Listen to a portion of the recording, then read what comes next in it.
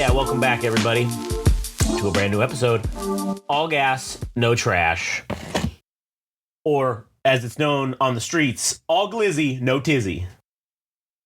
I don't know, maybe. Anyways, my name's Josh. I'm here today with I had no idea how to follow that one up. I was like, let it rock, whatever. You can't. That's what I do. Let it rock, whatever. I'm unfollowable. Yeah. Anyways. Like, comment, subscribe. Yeah. You know the drill. Yeah. Follow us on YouTubes and continue to show out in the subscriber count and the comments. It's much appreciated. And that'll be the Game Rage No Curse Minute.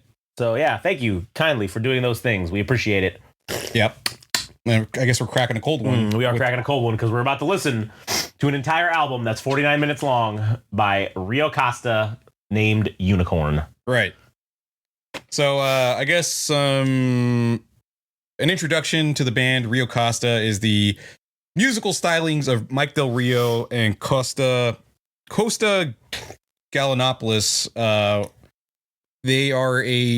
They are seasoned veterans in the music industry. They have played with other artists, but now that they've been able to commit to their own project, RIO KOSTA, they put out a debut album, which we were going to listen to. And I did have the opportunity to see them perform at the Zebulon, which I was going to make a separate episode about this, but I was like, fuck it, I'll just throw it in here because all there really is to say is that this is a really impressive band all around. I'm not just talking about the two members of the project in Mike Del Rio and Costa Gallinopoulos, but the four additional members are equally as talented.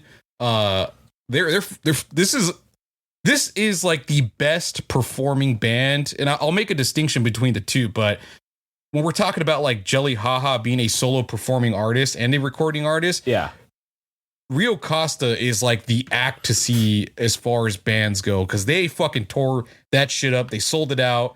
They sold out the Zebulon. A really impressive set with like an eclectic mix of genres from like their psychedelic funk, Afrobeat, reggae, Latin rhythms. This band is the fucking shit. And whatever they tell you to pay for their concert, you better fucking pay it. So, amazing band. They played an hour set, and I was actually eavesdropping in on their conversation because I showed up, being the asshole that I am, and showing up early. Mm-hmm.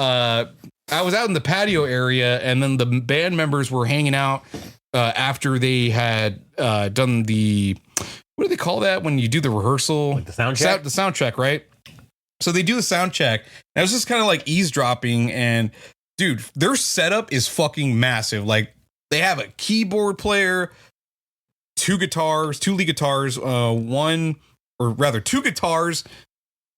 somebody on the congas, yeah, drummer, bass player.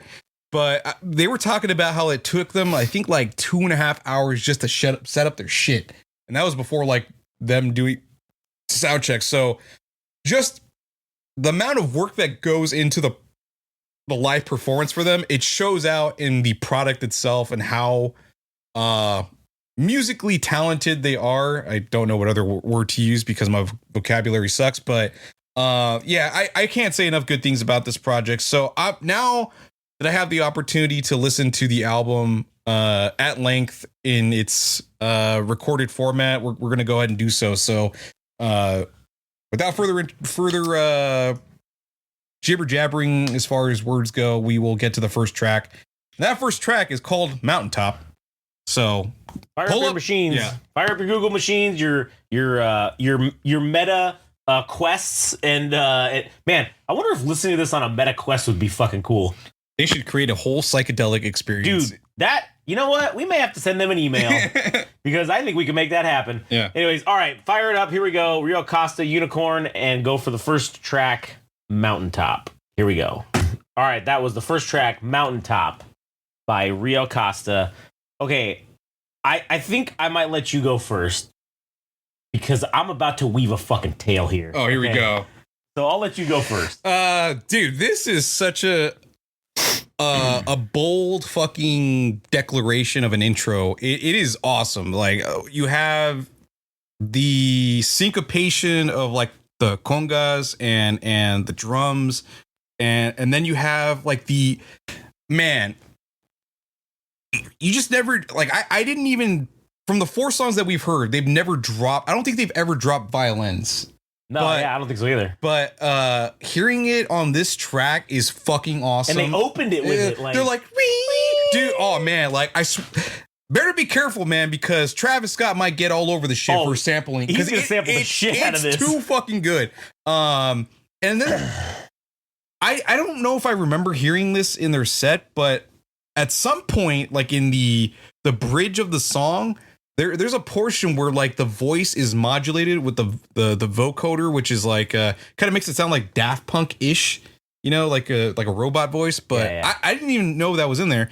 But yeah, that last portion where you just get the organ keys, man, what a fucking banger of a track. And I'm kind of curious if these guys, I know I'm gonna make this weird, but I wonder if they like squeeze their nuts so they can get like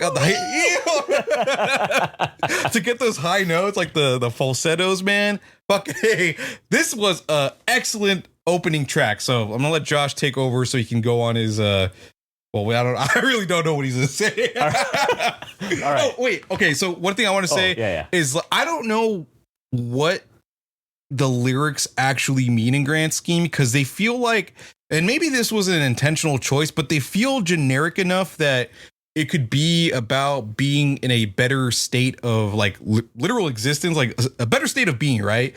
It's talking about getting back to the mountaintop and talking about being in love and also experiencing pain, getting back to the mountaintop and all this shit. I wonder if that's like a generic thing where it could be about getting high again, or it can fucking be about just getting yourself in a better situation. But this feels like a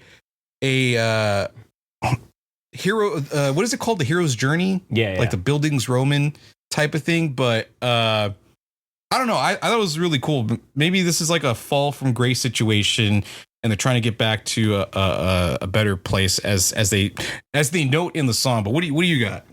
Okay. So as you know, when I hear good music or good artistic expression, it inspires me and it gets my creative artistic expression going, generally in the form of like a movie or a television show, right? Yeah. So I'm listening. This song is awesome. This album is gonna be fucking great. There's no way it's not, with the number of songs that we've already heard and we already like them. This song's gonna be great. Yeah. Okay? But as I'm listening to this, all right, it's 1986. Okay. You and I are successful stockbrokers on the New York Stock Exchange. Okay. This is right before the crash. This is December of 1986. Okay. It's like a full year almost before the 1987 stock market crash. Okay. All right. And so we are just so hard banging it. Right. So we decide for December, we're going to go to Aspen. We're going to go to Colorado. We're going to go skiing. We're going to pick up some hot chicks. Okay. That's what we decide. All right. And so little did we know, because we're idiots, we just, because we're ugly also, so we usually get by on like, we're just rich. We just have a lot of money. So like usually that's how we So we're yuppies. Chicks. Yeah, but we're rich. Like, but we're ugly. We're not pretty boys. We're ugly. We're us. We're literally you and I right now, all right, in our current state, but we just have a shit ton of money and we were stockbrokers, all right? So that's how we usually just, get chicks, is we just have so much money. But when we went to there, we didn't realize that everyone there has fucking money and is rich. So now the playing field is level and we're fucked, and we're like, oh, God damn it. So we're in the clubhouse, all right, like with the fire going or whatever, and we're trying to we're just striking out left and right. So these two dickheads are like talking shit about like, oh, they're going to go do the black fucking slope or whatever, this bullshit, or whatever, the diamond one, the hardest slope that they have there, right? At the thing. Okay. And so I pipe up, we could do that with our eyes closed. And so everybody starts laughing, blah, blah, blah. And so these two, like the finest fucking chicks you've ever seen, they're like, hey, if you two can complete this slope, if you don't die, we'll let you do anything you want to us. Like if you just don't die. And we're like, oh, it's on. So we go up to this thing, and it's just like a fucking goddamn 90s sitcom movie. The whole fucking place is watching us, and we're like, all right, here we go. We're like, well, here goes nothing. Well, we don't fucking make it. We fucking crash into trees. We're like floating down shit. We crash into each other a couple of times, and we end up fucking breaking our legs or some shit like that, right? We're breaking something. we're in a cast. We're in those like full casts or whatever down, and we're in the hospital beds. And of course, they for some reason had to put us in the same fucking room. And so we're just like, dude, we're in fucking pain. This is horrible. And we're trying to beg the doctor to give us some shit. And he's like, listen, I don't have anything that I can like legally give you to like make this pain go away. And he looks around and he goes, but I got some shit that could help. And we go like, listen, we don't give a, what is it? Like, we got some coke, you got some whatever. What are you going to give us? Like, what are you going to give us? We don't care. We do drugs all the time, buddy. We know what's up. All right. And he's like, no. He's like, you don't understand. He's like, I'm going to give you some shit. And he's like, the only reason you're not going to feel pain is because you're going to fucking time travel. And we're like, what? And he's like, yeah, bro, you're going to travel through time. But the problem is you don't get to pick where you go or what time period you end in. You're transported and you're there. And then when the shit wears off, you come back, all right, to here. Before you get to the time, like where we actually end up, could I make a guess at what it is? Well, we haven't gotten there yet. This song ends as we're thinking about it. We're like, fuck it, let's do it. And then the song. So you don't actually have a place in mind. Yes, I do. It's brewing. But go ahead. Let me make a suggestion. No, because then that's going to influence you. Okay, you're right. Yeah, all right, you're right. Let me figure out where it goes, and then you can tell me the suggestion after I figure the first place. All right. I'll write it down first so you don't think I'm bullshitting you. No, yeah. I don't think you're bullshitting me, but all right. Anyways, okay, so the song was awesome, and so that's where we end. All right, so now what's track number 2 is... the next track is one we've already heard, but we're going to listen to it anyways. It's Ancients. All right, here we go. Fire up track number 2, Ancients. Let's see what's cracking. All right, that was Ancients. RIO KOSTA, track number 2. What'd you think for that one? Yeah, I mean, we've already heard this song, but it continues to be a banger.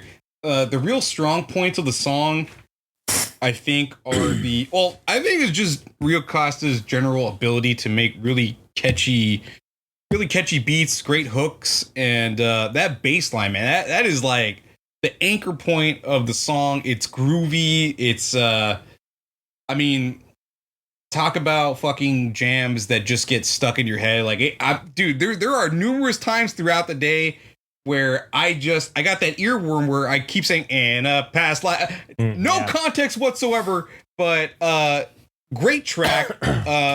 Again, me talking about not knowing what the direction of the lyrics are, because like I said, it feels broad enough that it just applies to like whatever scenario you can imagine in your head. But they've also mentioned within their own bio that when they met each other initially, that they felt that they had connected in previous lives. So they do kind of believe in that situation of like reincarnation, and I wouldn't doubt they dabble in the psychedelic as well, if you're talking like hallucinogens and shit. But this track obviously is talking about being in connection with another human being and feeling as though you've known them for in another life or something. But just a really fucking groovy track, and that bass line is like, it's an amazing bass line. It's unforgettable. Anyways, what do you? Yeah. All right. So a great song. So the doctor, to further the story here, the doctor, he doesn't give us an injection or pills. He's like, here, just drink this. And he hands us these cups. And so we drink it. And then we do the whole, like we're getting transported back in time, fucking stupid little thing or whatever, right? Yeah. Like the fucking Wayne's World. Yeah, exactly. Yeah. And so then we just wake up. We both just wake up and we're on the ground. And we're wearing like old centuries ago like clothing, and we're like, what the fuck? We're in like a jungle. We're just looking around, and so like we get up and we're like, I'm like, well, fuck, I guess he's right. I guess we did time travel somewhere. Like I don't know where. So we're looking around. We're in this jungle, and we see like indigenous villagers or whatever, right? Mm-hmm. And I'm looking at like our gear, and we have like those long fucking pikes, and we got those weird fucking helmets that look like dickheads, like that the Spaniards wore. Yeah. And I'm like, dude, are we Spaniards right now? And you're like, fuck, man, I think so. And then I'm like, Jesus, all right. So then we're looking around, and we see the villagers. They're like eating something, and it turns out they're eating the rest of the fucking whoever we were with. They're just like eating the party, right? They're just eating them all. And we go, what the fuck is happening right now? We're like, hey, what the fuck? Like, you're eating our friends, and like we're speaking like we are now, right? And these guys obviously don't speak any language other than their indigenous tribe language. I think they're either Mayans or Aztecs. I don't know. And so they come up and they're like telling us shit. And as we're talking to them, they're like, here, like, they just hand us these worms. And I'm like, the fuck is this? Fuck is this? And they tell us to fucking put it in our mouth. So we like, all right, let's put it in our mouth. And man, we can understand what the fuck they're saying, and they can understand us now. And I'm like, oh shit, this is pretty interesting. So they're basically telling us that we're invaders or whatever, and that, wow, we can't believe like you guys survived. Like, we killed everybody. We killed all your friends. And man, the fact that you guys survived must mean that you know, are like these powerful guys or whatever. So like, hey, we're cool with you. Why don't you go ahead and join us? So we basically live with these guys for like 3 weeks, and like they end up offering us their women and like all kind. And I'm like, hey, look, man, we got what we came here for. Like, we were getting hot chicks. Now we're getting hot indigenous chicks. This is great. Like, this is awesome. And as we're having our good time, we realized that like the only reason we actually survived this thing or whatever is because we had fallen asleep. Like we were the two shitheads of like the party, and we like fell asleep because we were the slackers. And that's the reason we didn't die in the little battle and get ambushed, because we were off taking a nap. And we just happened to survive by accident.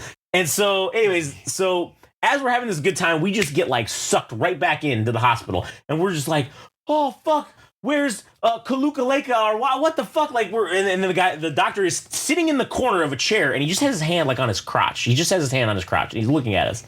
And I'm like, what the fuck? And he's like, oh wow, you guys are back. And we were like, dude, holy shit, send us back. And he's like, I can't. You don't get to pick where you go. I thought I explained that shit to you. And we're just like, no, we need to go back. And so he's like, I'm telling you, like, you can't go back. You can go somewhere. I don't know where. And we're like, fuck, man, how long have we been out? We lived there for like a month and a half. And he's like, it's been about 15 minutes. And we're like, okay, well, fuck it. Give it to us again. And he fucking says, all right, guys, but like, I can't be held responsible for anything that happens when you guys are doing this. And we're like, fine, whatever. We don't care. We're like, all right. So he hands us the fucking drinks, and we fucking kick them back, and bam, we start getting transported again. And then now we're leading into something else. I thought you were going to say we ended up in Vietnam.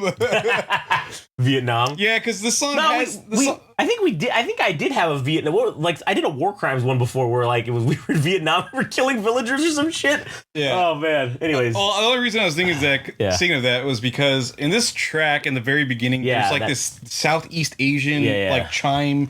I don't know. There's, like, a Southeast Asian influence, but... yeah, I thought we were going to end up in Vietnam as far as the story goes, but... that's funny. Oh, yeah, I also want to quickly mention that, if Josh didn't already state it, we also have RIO KOSTA's set at the Zebulon up, so if you guys want to check that out and see what it's like, you can go ahead and do so, and so let's go ahead and get to the next track. All right, track number 3 is Follow the River. So here we go, Follow the River, fire it up. 8. All right, that was Follow the River. What do you got? You said you forgot to mention something? Yeah, I forgot to mention that there is a melodica in a couple of the songs. I forgot which one specifically, but in this one, it appears at the very end. So melodica is like a harmonica keyboard thing, and you hear it at the very end. But another groovy fucking track. It is. I at least get the idea that these guys are very much into the existential shit about being one with the universe and stuff, but interesting track because it talks about following a river, which is kind of a general rule of thumb that if you want to get back to civilization, if you end up on a mountainside, that if you follow a river, that at the bottom of it, generally, like, you'll find civilization or help possibly, but I think these guys are like, how do I word it? It's I think they're definitely into like spiritualness, and I think they very much are into the idea of like, yeah, they make music and stuff, and they have a professional career as musicians, but I think they're very much in touch with like nature, as it's been said that being in nature reduces like stress scientifically, like scientific fact that if you go into nature and you wander in the woods, you end up feeling better, and, you know, mentally you feel better. So I feel like there's this thing about being in nature, and also some kind of existential note about being one with life and existence itself. But what do you got? Oh, So I agree with that sentiment. But so with this song, we're getting transported back again, right? And we wake up and we're in like a village in like ancient China. Okay. And so we're just sitting there having a good time, and all of a sudden, those fucking Mongolians invade. And there's this dude, and he's like, these goddamn Mongolians, they keep breaking down my city walls. He's like, this is bullshit. We have to do something about this. And me and you are like kids. We're like Chinese kids. And we're like, hey, man, we're kids. We can't do shit about this. And we're like, well, hey, have you guys thought about maybe like fighting back? And then they're like, oh, we actually haven't thought about that. And so they get everybody together, and they give everybody like their swords and shit. And they're like, all right, cool. And then we're like, hey, since we're kids, we're just going to go ahead. And they're like, no. Like, you guys are like 9, so you're good. Here's a sword. And we're just like, fuck, man, shit. Like, we know we could probably do this, but we're like, dude, we have the strength of 9-year-olds. Like, we can't. How are we going to fight full grown men? Yeah. Like, we're going to die. And you're just like, I don't know, man. I guess we're just. He didn't say like it's like the Matrix or what, if you die in your dreams, you die in real life. He didn't say that if we die here, we die in real life. So I don't know. And I said, well, fuck, I guess we're gonna find out. And so Mongolians invade, and they kill the fuck out of us. All right, they chopped off my arm, they chopped off one of your legs, and yes, it hurt. We could feel the whole fucking thing. It hurts. And finally, they do us the mercy, and they fucking just decapitate us, and we wake back up in the fucking hospital, right? And the doc is sitting in the corner, and he's sitting in the corner. He's got his, his hands aren't above in his pants, but he's got his top button, I noticed, is unbuttoned. And I'm like, that's a little weird. So I'm like, okay, well, I don't say anything. I was like, whatever. And so we're like, dude, what the fuck?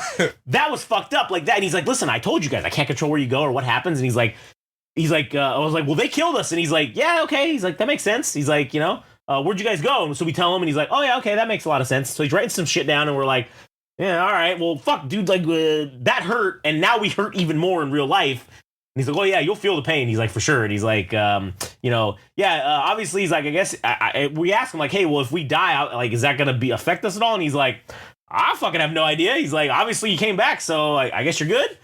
Cool, all right, well, we're like, fuck, this hurts even more now. And now we have these, like, ghost limb feelings of, like, the decapitation and shit. I'm like, we just need to not feel shit, so just give us more. And he's like, oh, okay, cool, no problem. So he hands us more, fucking chug that shit down. And here we go on to the next one. I just want to quickly add that RIO KOSTA would make a killer porn soundtrack. Yeah, dude, 100%. Yeah. 100%. All right, what's the next song? Let me check. Volar Lejos, like a feather. Yeah, to fly far like a feather. All right, here we go. Volar Lejos. Yeah, what Adam said. I can't say it. Yeah, there we go. All right, here we go. All right, that was Volar Lejos. Say it. Volar Lejos. Like a feather. Yeah. Let's track number 4. Go ahead. This is a nice break from the other tracks that we've heard, because it's not like the psychedelic funk stuff that we've heard in the previous tracks, minus Mountaintop, but this one feels like it has like bossa nova, Latin rhythms plus like reggae. I'm like, fuck yeah, dude, that is fucking rad that they are incorporating all these genres very seamlessly. And I think the general feeling that I'm getting from the track is like I don't know, like a fear of death, something like a fear of death, because they talk about how people aren't getting younger, and that God, what was that line about God?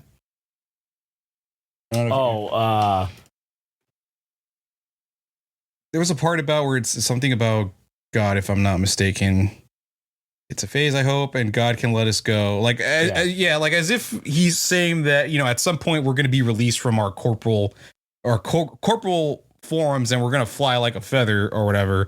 But I get like this feeling that this guy is like feeling the dread of death, I guess, or impending doom to some extent. But it's very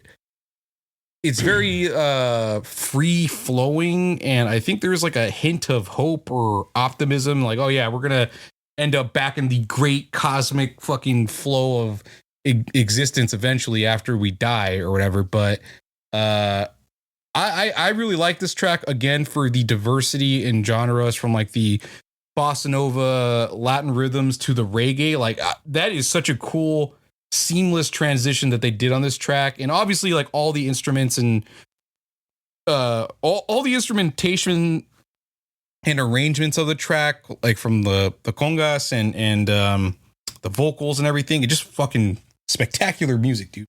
Oh yeah. Fucking great. So this one, we get transported. We wake back up. All right, and we're on the deck of a ship, an old wooden ship. Oh God. And there's a bunch of dudes around, and we're looking around, and I'm like we're getting ready for like some kind of a meeting, and I'm like, hey, are we pirates? And you're like, dude, I think we're fucking pirates. I'm like, oh man, this one's gonna be so much fucking fun. We're like giddy. We're waiting. We're like, oh, he's gonna come out and the captain's gonna come out and tell us what we're gonna do next. What ships we're gonna rob or who we're gonna steal from. It's gonna be great. So dude comes out, and it's the man, the myth, the legend himself. It's fucking Captain Blackbeard. He's fucking comes out, and he's like talking all this shit, and he's like, there needs to be accountability. That last raid that we did, we had the potential for so many shares for everyone, and it was ruined. It was all ruined.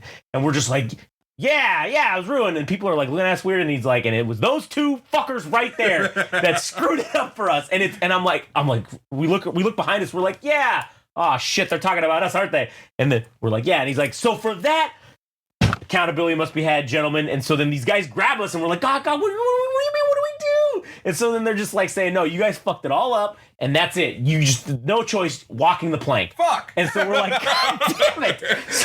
So our hands are bound, our feet are bound, and they're just like pushing us. I'm in front, you're behind me, and I'm like, wait. Like, how do I know he's gonna die too? What if you just throw me in and then like he doesn't? They're like, who cares? You're gonna be dead. And I'm like, fuck, but there's sharks circling beneath, and I'm just like, this is gonna be terrible. I don't want to drown. I hate drowning. And so of course, I get pushed off first, and yes, I end up drowning, and I think a shark kind of ate me a little bit too. And then I wake back up, right, and I'm in the hospital again. The doctor's again back in that chair, that cup chair in the corner, and he just unzipped his pants. And I caught him, like, and I look at him, and he's got his hand on the zipper still. And I'm like, I look at him, I look at the thing, look at his dick's not out, still in his pants. Okay, and then he slowly zips it back up. And then he just goes, so, where'd you go? Where'd you go? And I was like, we were pirates. He's like, oh, pirates, huh? And then I was like, yeah. And then you wake up, and you're like, oh, shit. And I'm like, fucking drowning? And I'm like, yeah, man, you're like, a shark fucking ate me. Like, they ate me. The shark ate me. And so I'm like, damn, dude, that sucks, man. And so we're like, dude, this is fucked up. I was like, now my lungs feel like heavy and shit. And I'm like, I don't like this. You need to send us back. But I was like, and he's like, well, hold on, I need to know a little more. He's like, what did you guys like see? I was like, well, we were pirates. Blackbeard rolled up, and he's like, Blackbeard, huh? He's like, interesting. And he writes some more shit down, and I'm like, the fuck is this guy writing shit down for? Whatever. So, listen, we can't take it. We're in so much pain. Just fucking send us back. And he's like, all right, fine. Here we go. Give us another drink, and here we go off to another realm. Who knows where? But track 5 maybe will show us, which is going to be One With You. Yeah. Here we go. Track number 5, One With You. All right, that was One With You, track number 5. What do you got for that one? Man, I got a couple different things. Yeah, all right. Not totally related, but I'll start off with the music, man. Impressive track, man. I love that fucking bass line on the beginning. It kind of reminds me of like an opening for a heist movie, like an Ocean's 11 type of fucking movie. You open with that with the boom. Yep.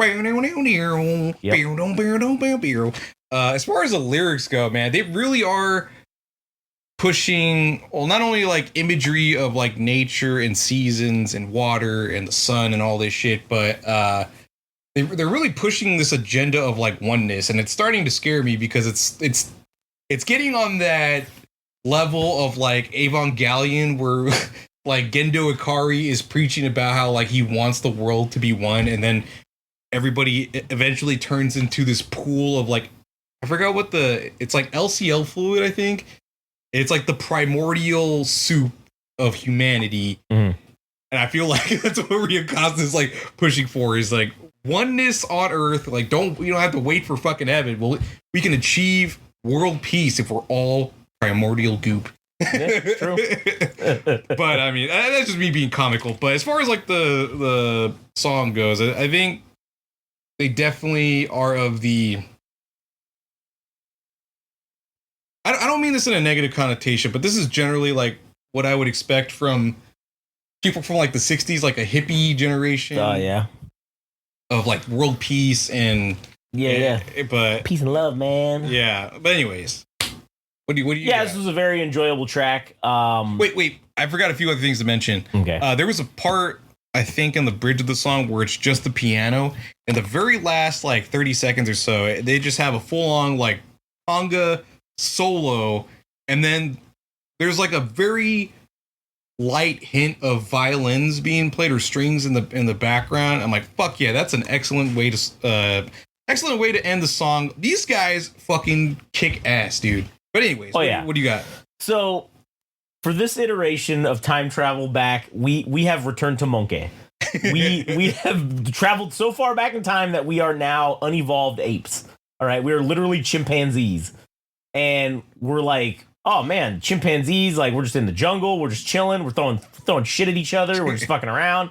And somehow, I guess dinosaurs were around during this time or something. I don't know. And there's a T-Rex. Some Hollow Earth shit? Maybe. Well, there's a T-Rex, and we're like, hey, is that a T-Rex?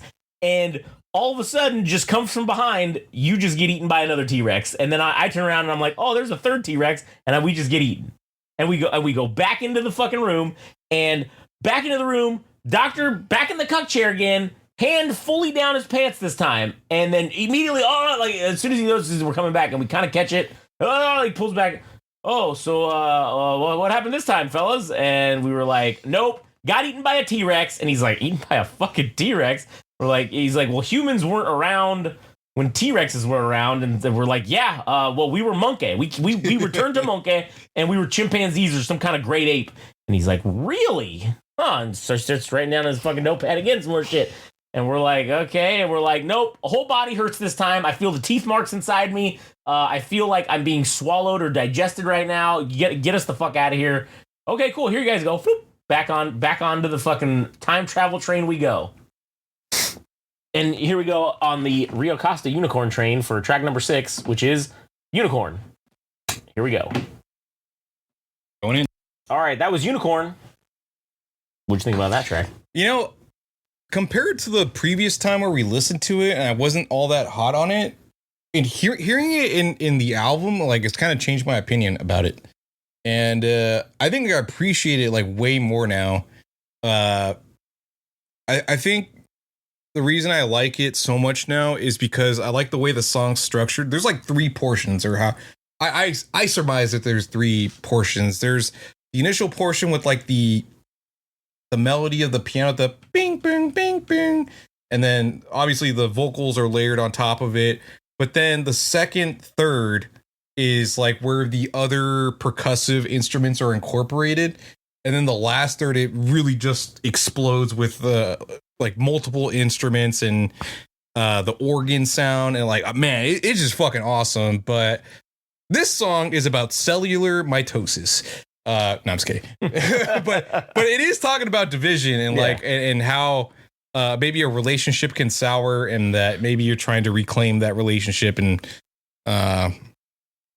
but you know, it's a trivial effort, as it just seems like it's not going to work out. But there seems to be an ongoing theme about like relationships between people, talking about like closeness and also being one with each other. And now we have this instance where I mean, maybe it's like the Hedgehog's dilemma where inevitably 2 people that get close to each other have like the growing pains of a relationship where they're, you know, poking each other, not literally, but metaphorically. Yeah. And you know, sometimes it works out, and the things that cause problems can be avoided, or a resolution could be created. But it doesn't seem like there's a resolution within this song. Yeah. So again, yeah, like we've heard this song before, and yeah, I kind of agree with you. I do think that it's, in the context of the album so far, it's better than previously when we listened to it just by itself. Yeah. Don't ask me why this song inspired this setting or this fucking thing that is about to take place, but it's probably gonna fucking piss some people off. But whatever, I don't care. So we go back and I tell you, to time again, right? And as I am awakened, I'm like, it's like super bright. And I'm like, what am I fucking staring at the sun or something? Like, Jesus Christ. And so I look and I'm like, oh yeah, I'm laying down on the ground and I am staring up at the sun. And I just hear like these nailing, like this hammering. And I'm like, what the fuck? And I look over and there's some dude fucking nailing my hand to a fucking board. And I'm like, what the fuck? And I'm looking down and I'm like, holy shit, am I being crucified right now? Like, what the fuck is happening? I look over and and then the other guy grabs my other hand. He does it to my thing. Another dude grabs it to my feet. And I'm like, I literally yell out, Jesus Christ, dude. And someone from to the right says, yes, my son. And I'm like, what? And I look over and there goes Jesus he's already hung up and he's got the crown of thorns and everything. And we're like getting put up with him next. And he's like, don't worry. And so all the people around, so me and you both get put up right next to his bitch ass. And so we're both being fucking crucified. And he's like, yes, he's like, the 12 disciples remaining. And I look over at you and I'm like, were there 14 disciples? Are we the two they didn't talk about? And he's like, yes, he's like, blah, blah, blah. And he's saying some shit and he's like, go on. And he's saying the shit that he says or whatever in the Bible. And so then everybody leaves. And then it's just the three of us now. They're being crucified. And there's a couple guards. And I'm like, dude, we are going to have to die. How long is this going to take? And Jesus just goes like, guys, he looks over and he's like, I thought it was you two that were going to be the ones that were going to snitch me out. And we're like, what? And he's like, but obviously you're up here with me, so clearly it wasn't you. And I'm like, dude, what the fuck, man? And so he's like, yeah, this is probably going to take a while. And he's like, whatever. He's like, it is what it is, but hey, you win some, you lose some, basically. And so I'm like, dude, we got to convince these dudes to kill us quicker. Yeah. And so I start talking shit to the guards, and I start talking about how, like, their favorite gladiator's a bitch, and, like, I just keep going on, talk about how their wife, like, she fucking, when she goes into the vomitorium, she doesn't actually throw up, and so she's just getting fatter and fatter. And, like, this dude, finally, like, Jesus laughs at one of the jokes, and, like, this dude finally gets mad, and he just goes up to Jesus and stabs him right in the fucking chest, right in the fucking rib cage. And I'm like, no, motherfucker, you're supposed to stab me. And so then this guy's like, nah, fuck you. I'm going to let you fucking suffer. And I'm like, God damn it. And so then we're literally there for like a month, like just fucking hanging in this horrible thing. And they're like bringing us just the slightest amount of water to keep us hydrated so as to like prolong the suffering. And like our wounds have closed now. Like we're no longer bleeding from the wounds. Like, it's just scabbed over. We're just part of this fucking cross now. And we're like, dude, this fucking sucks. So we finally eventually die, wake back up, and the doctor's sitting in the corner, fully fucking jerking off, just fucking going to town on his fucking piece. And I'm like, what the fuck, man? I've been seeing you. And he's like, he stops and he's like, all right, guys, you're right. I'm sorry. This was inappropriate. I thought you guys were going to be gone for a little longer. I just, whatever. And I'm like, dude, what? Like, and he's like, well, wait, where'd you guys go? And I told him, I was like, dude, we got crucified with Jesus. And he's like, what the? He's like, for real? He's like, you guys aren't fucking around. And we're like, no. And he starts, puts his dick down and he starts writing on his fucking, on his pad and shit. And I'm like, okay, doc, what kind of doctor fucking is giving us this shit, jerking off in the corner and fucking writing down weird shit? And he looks at us and he goes, I never said I was a doctor. And we're like, what? And he's like, yeah, I'm with the government. And we're like, what do you mean you're with the government? He pulls out this badge and he's with the CIA. And I'm like, what is happening here? He's like, well, you guys are going to die anyway. So I can't fucking, he's like, I can tell you. He's like, we were doing this experiment with these drugs and like time travel. And he's like, the theory is that you go back and you live like previous lives or whatever. So he's like, it's very crazy that like you two were pegged as like ones who had lived significant previous lives. But in this life, you're kind of like shitbags. And we're like, yeah, well, we were kind of shitbags basically in every other life, apparently, too. And so he just goes, yeah, man, it's pretty crazy. And he's like, I guess I got to get out of here. And we're like, well, fuck you, man. We're going to call the cops. And he just looks at us and goes, no one's going to believe you. And he just walks out. And we're like, what the fuck? And then like, that's where it stops for now. So we'll see what happens next. But what's the next track? The next track. Intermission. Oh, it's probably like an interlude or something. Yeah. All right, let's check it out. Intermission. Here we go. All right, that was Intermission. That was, pretty straightforward. It was just like an intermission song. Yeah, I don't want to be a dickhead and discredit this song anyways, but it literally was an intermission. And the only thing that came to mind was like, oh man, this would be perfect for like a Animal Planet or fucking History Channel, like literal intermission. I went the opposite. I thought that would have been great for a porn movie, like we had talked about before. That was a great like porn, like in the scene, like the little flashback scene or like whatever the like montage scene is in the porn movie. Like that's what this would be. Like maybe it's a gangbang montage. I don't know. Like whatever. But yeah, like in my head, this was literally the intermission of the movie, and I literally had the we'll be getting some popcorn or whatever that stupid thing, those little fucking animated guys going around. Like that's what I heard saw while I was watching this. So that was so yeah, this is like the part right after where you see Kate Winslet get butt naked in Titanic, and they have to change the film over after the iceberg hits. And, you have to put in the VHS tape number 2. Yeah. Anyways, all right. What's the next track? Let's see. Next track is "Save My Soul." No, thank you. Yeah. I'm good. All right. Here we go. Track number 8. "Save My Soul." All right, that was "Save My Soul." Right? That was the name of the song? Yeah. What'd you think about that one? All right. I do have like a minor critique about this album, and it's not on the musical end, it's more on the lyrical side, where I'm not a fan of the mentions of like God or I don't know, I feel like there's hints of Christianity in this, and I don't like that, because I think they're better than this. I think their music can be done in a broader way where God doesn't have to be mentioned. Yeah, we're starting to like get into, maybe this is turning into gospel territory a little bit, almost, like, you know what I'm saying? Yeah, and and there's nothing, I don't think there's anything wrong with that, but I feel like if it's going to be done in that way, like make it general, like make it like the great being in the sky or something, like, or some other way to explain God, because the mention of Yahweh, dude, like I'm not a fan of that. But regardless of that thing, I thought the jam was excellent, because when I heard this track at their set for when they performed at the Zebulon, they actually did it a cappella, so I didn't know that they had this version was like a reggae version, and it is rather surprising to hear the song performed in that way. And yeah, the way it started off, it kind of was done in that a cappella format, but then it exploded into the reggae, and I feel like it kind of like was reminiscent of like the Three Little Birds from Bob Marley. Every little thing is gonna be but anyways, And then we get to the lyrics where we're talking about the end of all things, I suppose, where, you know, we're eventually all going to die. And it even mentions in the song that children are going to die or whatever. Yeah. And I'm like, oh, man. And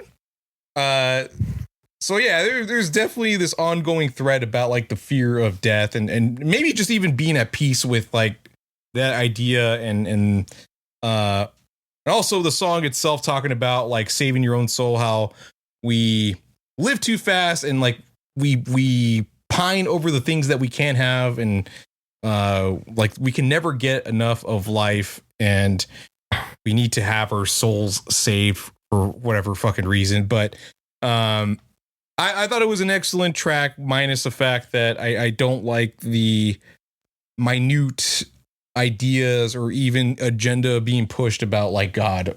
I don't fuck with that. Yeah.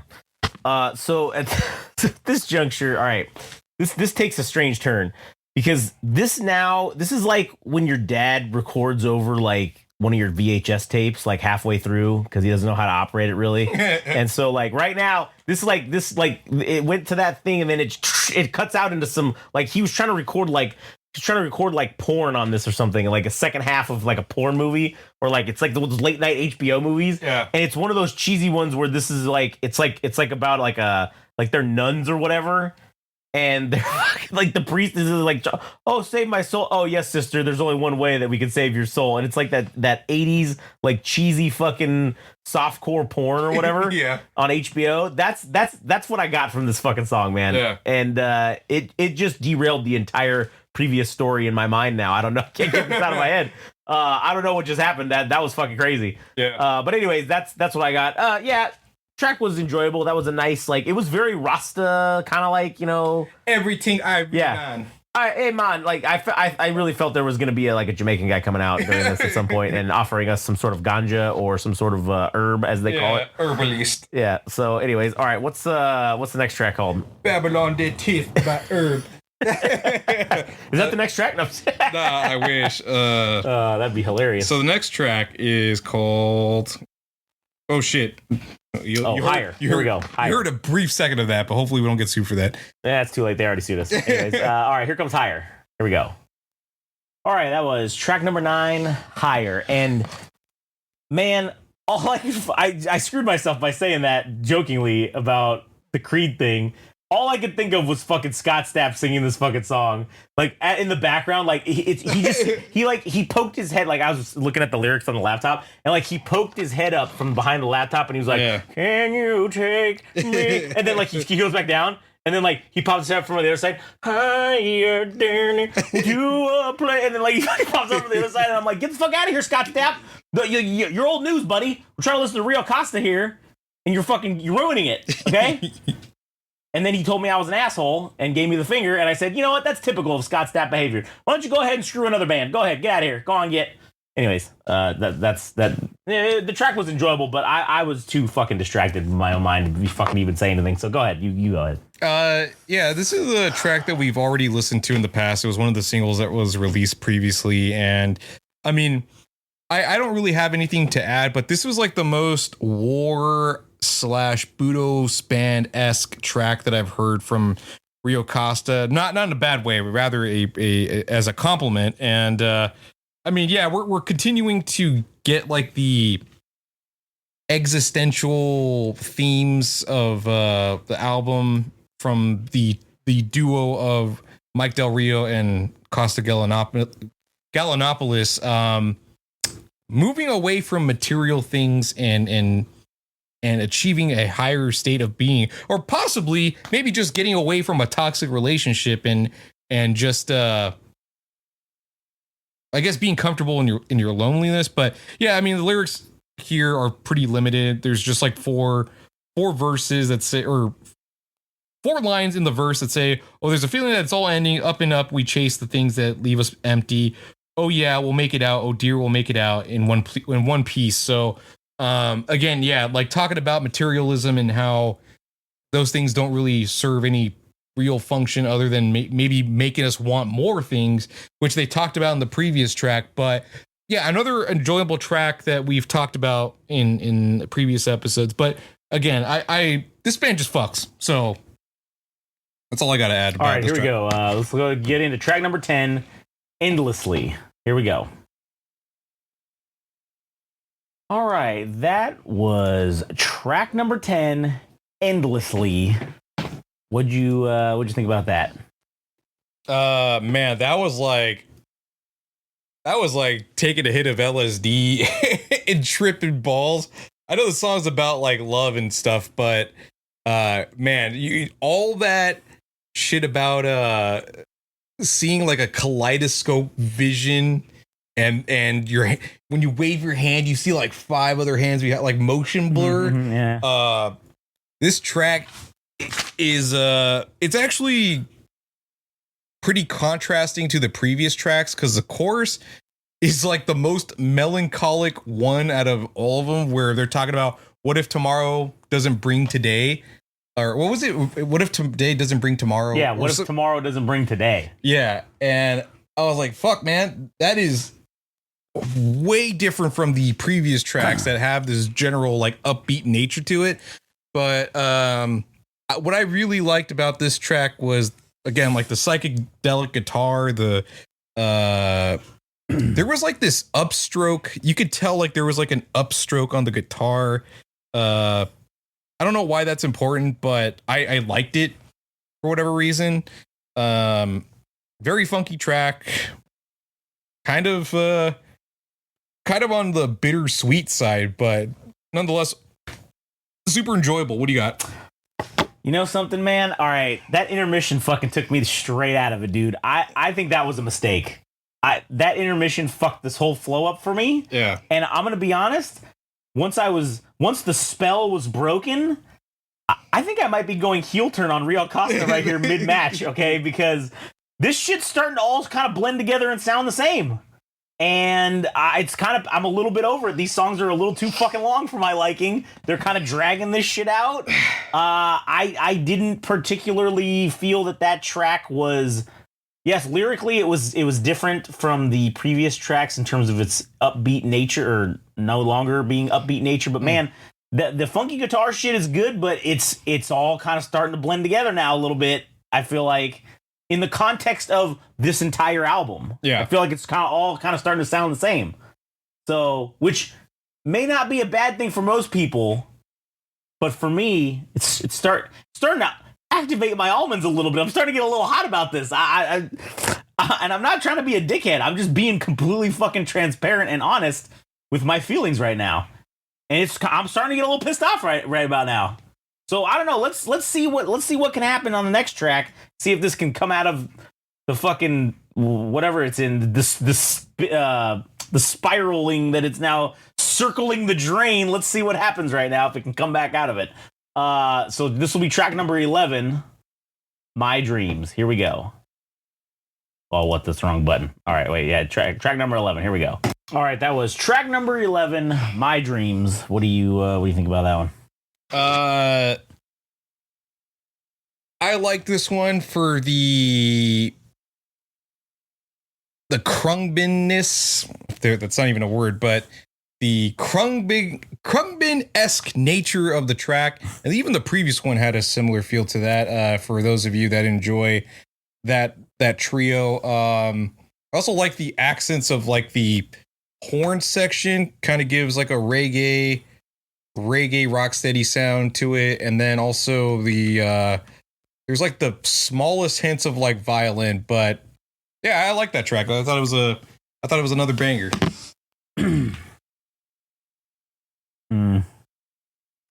don't know, man. I think my jimmies may have been fully rustled now. Because that was the same shit from the beginning of the first fucking song. With that, woo, all right, we already heard that shit. Yeah, it's a consistent nonsense. Yeah, it's consistent thing that happens. It's starting to annoy me. And that song didn't need to be, that song felt like it was dragging on.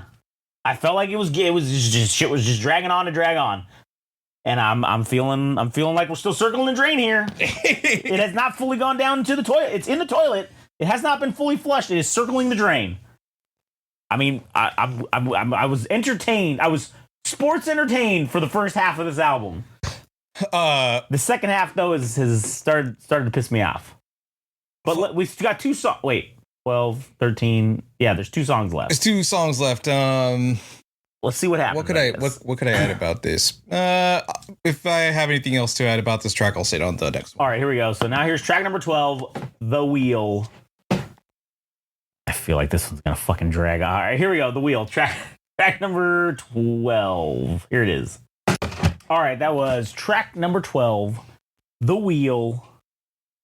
Okay, all right. That was a pretty good song. You brought me back a little bit. Yeah. You brought me back.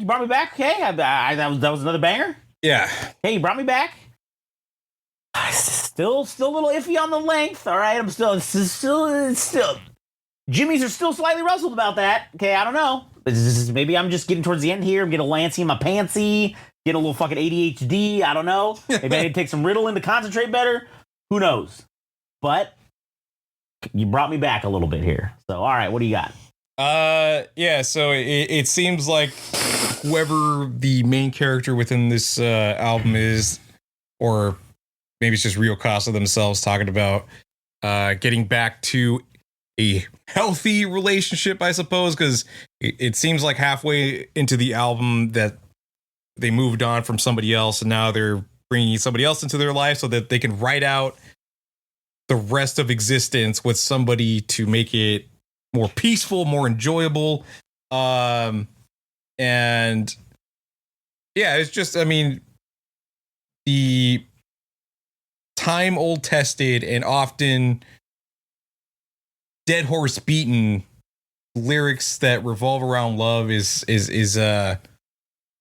I mean, shit. It seems like the well that everybody fucking goes to like all the fucking time, but it's safe. It's like it's a safe subject for lyrics, but like, man, there's no predators at the watering hole about love, right? Waiting to jump you in the streets. Nah. It's a chill zone there. I think the biggest strength of this track is the guitar work, and obviously like there's this band called Reina Tropical that does like Afrobeat Latin rhythms shit, and this is like the biggest track that does that, and it's very explosive and enjoyable. Like, man, it makes you want to light a fire in the rainforest and just start fucking wilding out and doing ayahuasca and shit. That sounds fun. But what I could say about the band themselves is that they make really great fucking harmonies in this track, and well, not only this track, but just all the other tracks in general. But this album, I think I have an idea for a score for me personally. So let's get to the last track, right, which is It's Starting, which is one we've already heard. Mm-hmm. So let's go ahead and listen to it. Yep, here we go. All right, that was the final track, It's Starting. What did you think about the ending track there, fella? It's cool to see they kind of flipped the script and didn't just have the intro be the leading single, like the very first single. Yeah. Like they had the last track be the first single. But this is probably one of the better tracks on the album. Probably one of my personal favorites. It feels like it's kind of wrapping up and leading towards like a age of enlightenment within the album, like talking about being at peace with yourself and being in a healthy relationship and being at peace with that, and also being at peace with the cosmic fucking blanket, chaos, like the cosmic nature of existence. Like you finally achieved whatever it is that you were trying to be rid of yourself, whether that's like materialism or maybe being in a crappy relationship or whatever thing you want to extrapolate. It feels like it's all come to a head, and that this person has achieved a new age of enlightenment for themselves. And man, when you're talking about when I think of like the thing I said previously about dancing around, like taking ayahuasca and like fucking dancing around a fire, this feels like, oh fuck yeah, like I don't know, it feels like a continuation of that. It was like, oh fuck yeah, I've achieved this degree of enlightenment, like fucking Buddha or something, but you did it through drugs. And yeah. No, that was the best track on here for sure. I think that was one of the best tracks that they had on the album. A solid way to end it. I mean, with that banger of a song. So I give them props for that. I think for me personally, when it just starts going off with the saxophone, and even the saxophone sounds psychedelic. Yeah. The ultimate pop off. But how would you summarize the album? Would you have, wait, what time is it? Oh yeah, let's do 58:30. Let's just do 58:30. All right. Overall, if I had to sum it up, I do think that it wasn't like a perfect, if I'm trying to be objective here, all right, because I do think there's value in this for sure. I do think that this is going to be fucking huge. I think this has a huge potential for that. That intermission just fucked with me though. I don't know why. It like fucking took me out of it. Yeah. It took me out of the movement. Yeah. I don't know. I feel like this album is like, this is, even with the negative shit that I did say about it, I do think this is like a solid fucking release. I think it's probably, it's a solid 8.5. Like, I think that's it's an 85% or whatever. Damn, know? I have it like one step above you, like literally 1 point. I have like a 9.5 because I didn't like the references to God, dude. Like, that was a little much. I need it to be generalized. It has to be like the cosmic the cosmic forces or whatever, yeah, the cosmic like refer to it in that format, like, because I just can't fuck with Christianity or religion in general, dude. Yeah, that's where I have agree. to ding it.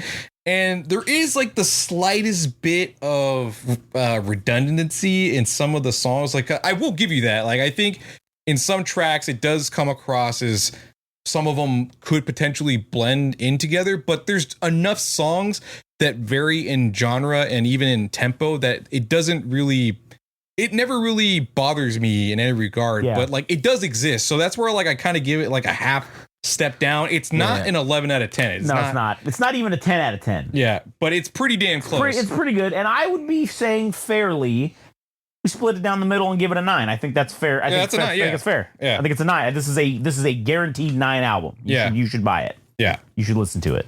Yeah. Oh, actually, there's one thing. Make softcore porn to it. I mean, what? There is one thing I want to quickly mention.